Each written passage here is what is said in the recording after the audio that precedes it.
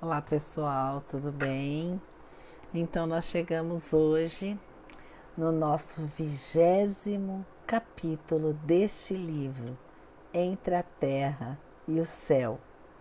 Vejam que já passamos da metade desse capítulo. Já estamos nesse 29º e a história cada dia está melhor para quem está acompanhando os vídeos, para quem está acompanhando as leituras. Tem algumas pessoas do nosso grupo de trabalho que a gente discute a história, os personagens, e aí alguns fazem um spoiler, contam alguma coisa muito interessante, mas a história é fantástica. Por trás de todo esse fenômeno, de todo esse romance que se desenrola de várias encarnações, passado e presente estão interligados, nós também, diante das lições de Clarencio, são fantásticas as lições de Clarencio, quando ele coloca alguma situação, quando ele fala do perispírito, quando ele fala dos centros de força, quando ele fala da abençoada reencarnação.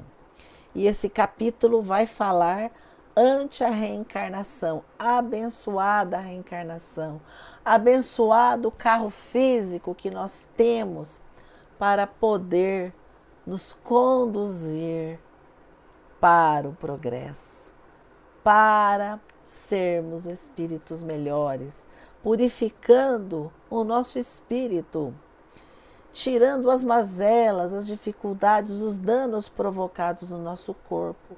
A abençoada reencarnação nos traz de volta.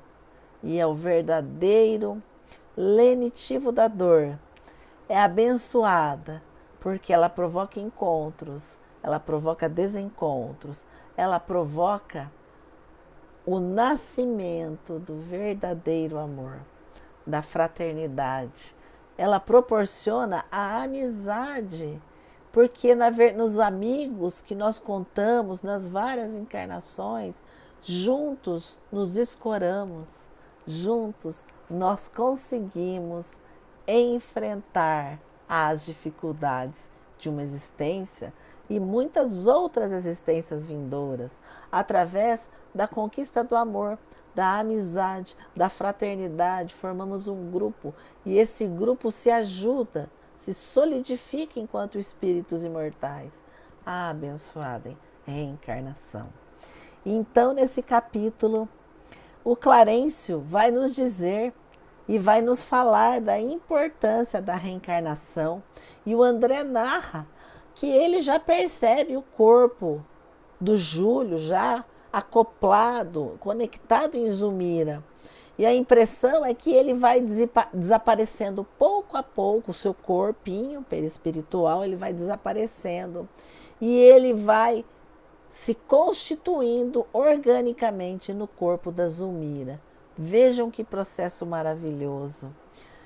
Como se a futura mãezinha fosse um filtro miraculoso a absorvê-lo.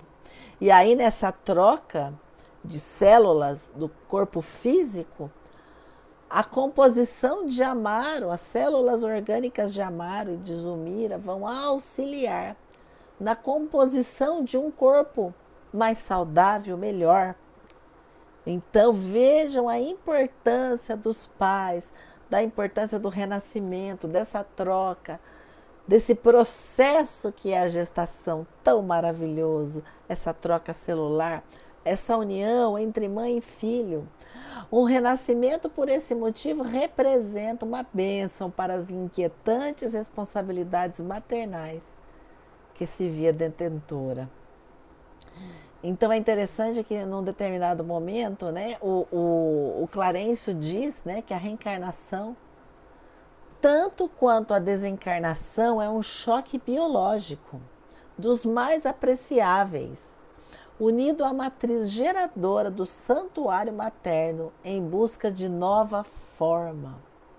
O perispírito sofre a influência de fortes correntes eletromagnéticas que lhe impõe a redução automática, constituindo a base de princípios químicos semelhantes em suas propriedades ao hidrogênio, a se expressarem através de moléculas significativamente distanciadas umas das outras. Quando ligado ao centro genésico feminino, experimenta expressiva contração, à maneira de indumento de carne, sob carga elétrica de elevado poder. Observa-se então a redução volumétrica do veículo sutil pela diminuição dos espaços intermoleculares. Toda a matéria que não serve ao trabalho fundamental de refundição da forma é devolvida ao plano etéreo, oferecendo ao perispírito esse aspecto de desgaste ou de maior fluidez.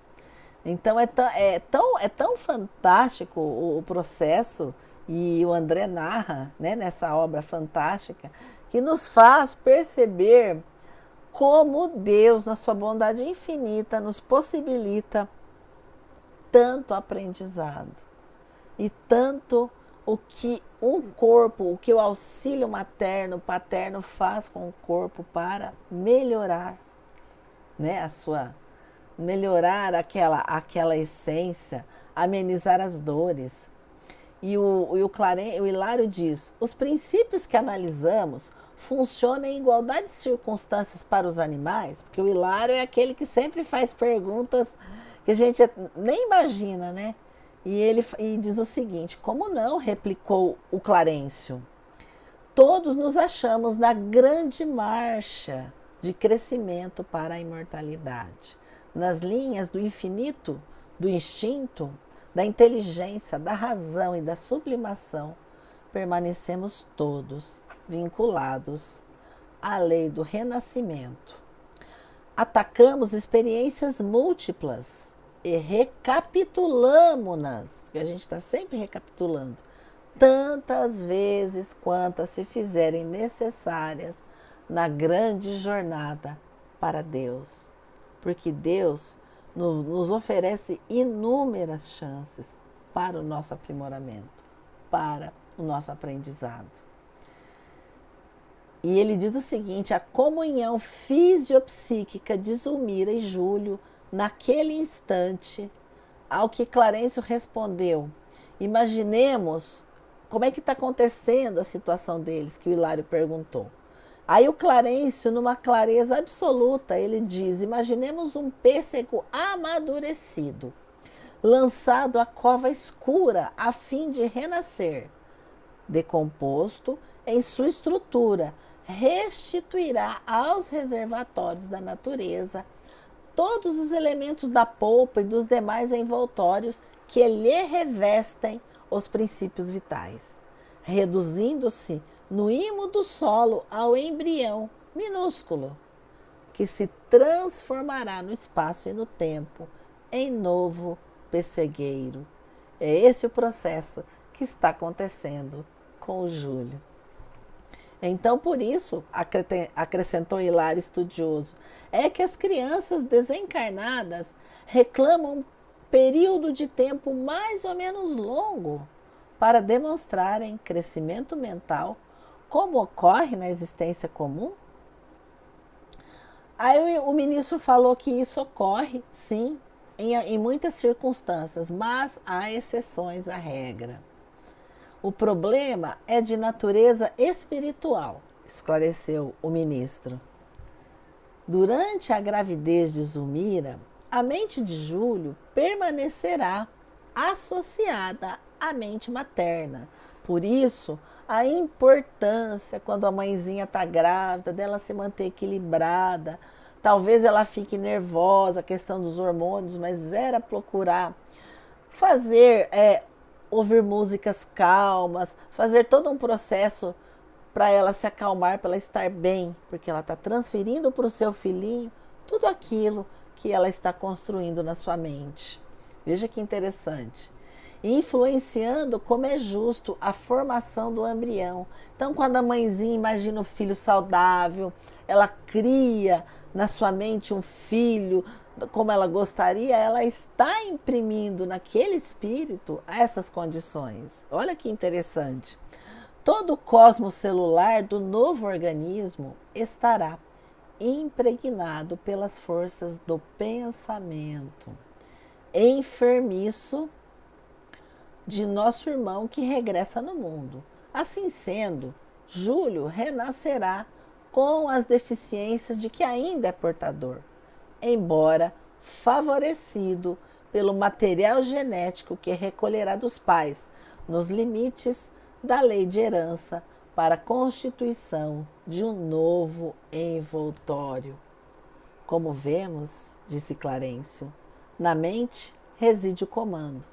A consciência traça o destino, o corpo reflete a alma. Vejam que lição maravilhosa, mas o que nos dá o consolo é que a gente sabe que o nosso corpo, os problemas, as doenças são todas provisórias. Nós estamos de passagem, oferecemos, emprestamos o nosso útero aos nossos filhos, proporcionamos um recanto para que eles possam então desenvolver na medida das suas necessidades, e eles trarão também o seu legado biológico do que terão que vivenciar na vida da Terra. Mas uma coisa é certa: o amor, o pensamento dota o nosso organismo e daqueles que vêm de energias mento-eletromagnéticas que farão, que transformarão e conduzirão esses espíritos para caminhos melhores. E isso durante toda a existência. Então, tudo o que acontece, nós podemos transformar para melhor. Nós podemos mentalizar, nós podemos transformar.